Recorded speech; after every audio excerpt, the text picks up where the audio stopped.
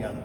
Well, I'll tell you what, the polls look very, very negative, but I feel very optimistic about the future of the country. I think my generation is one of the most creative, entrepreneurial, innovative, capitalist generations that we've ever seen. They just aren't able to make that connection that they are truly capitalist.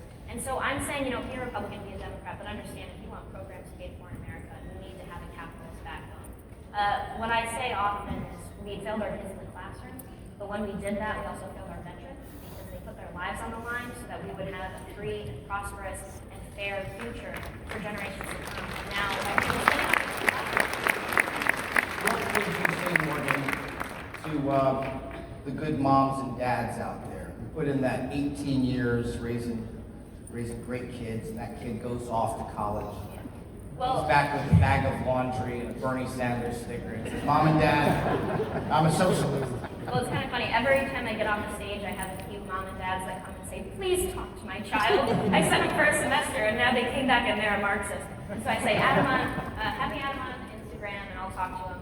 But I think when I started this, I did a lot of research. I found out that socialists really manipulate language. I want everybody to pay attention to the language used by the far left, the Democratic Socialists of America, the Justice Democrats, AOC, the Squad, Bernie Sanders. I want to call attention to one Bernie Sanders campaign video.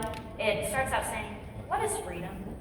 And then young people get on the screen and they go, am I free if I have student loan debt? Am I free if I have high healthcare costs? And this is a good one. Am I free if I only work my dead-end job to get healthcare insurance? Yes, you're still very free, I'm sorry to tell you. But the problem is that video ends by saying, no, you're not free. Freedom comes from economic freedom. And you aren't economically free unless you have XYZ government program. Freedom is Medicare for all. Freedom is the Green New Deal. Freedom is student loan cancellation. So Bernie Sanders has done what Hayek has said in The Road to Serfdom, socialists have always done throughout history, changed the meanings of basic words. He has now changed freedom from being freedom to live your own life and not be oppressed by a government to now freedom from the responsibility of having to take care of yourself, the burden of left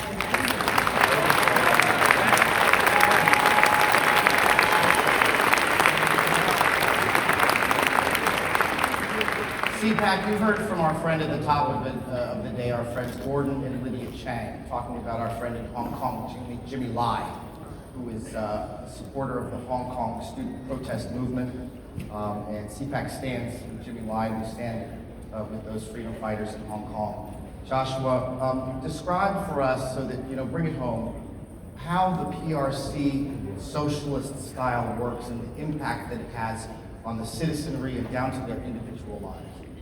So let's be clear what socialism is. So China is ruled by the Chinese Communist Party.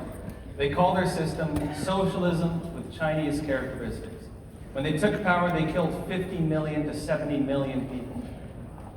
To this day, they still have concentration camps. They still kill people for believing in religion. They still dictate what you can or can't believe. They still say that if you want to be a Christian, you have to recognize the state first and God second. In fact, if you go into China and you have the 10 Commandments on the wall, they say you have to strike off the first one because the first one is not in line with Communist Party doctrine, because you cannot acknowledge a power higher than the party. If you're a Catholic, you can't acknowledge the Pope as being above the party. The party comes first.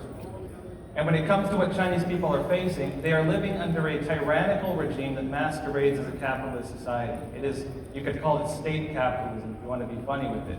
And this ties into one of the real funny traits of socialism, is that all these young kids think that socialism is going to free them from these tyrannical corporations, when in reality what it is state capitalism. They do not get rid of the factories. They have never gotten rid of the factories. They do not plan to get rid of the factories.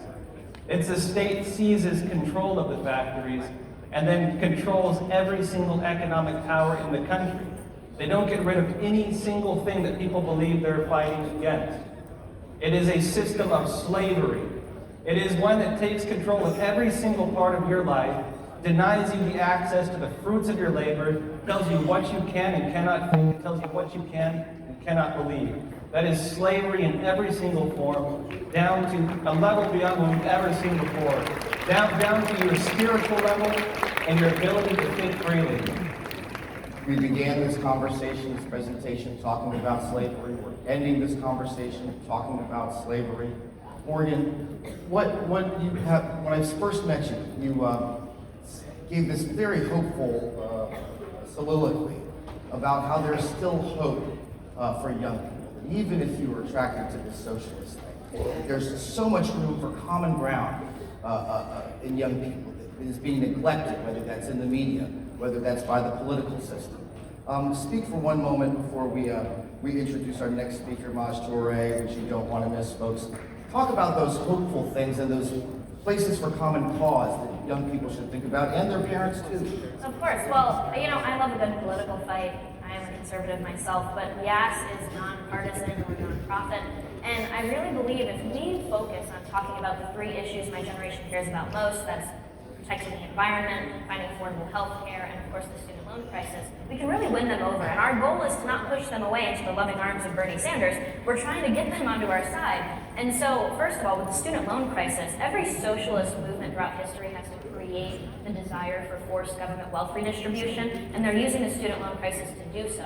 They're saying those evil millionaires and billionaires, those evil rich people on Wall Street, they have money that they don't deserve. It's immoral that they have it. It's not fair. Give me power, and I will use government force to take it from them and give it to you because you deserve it.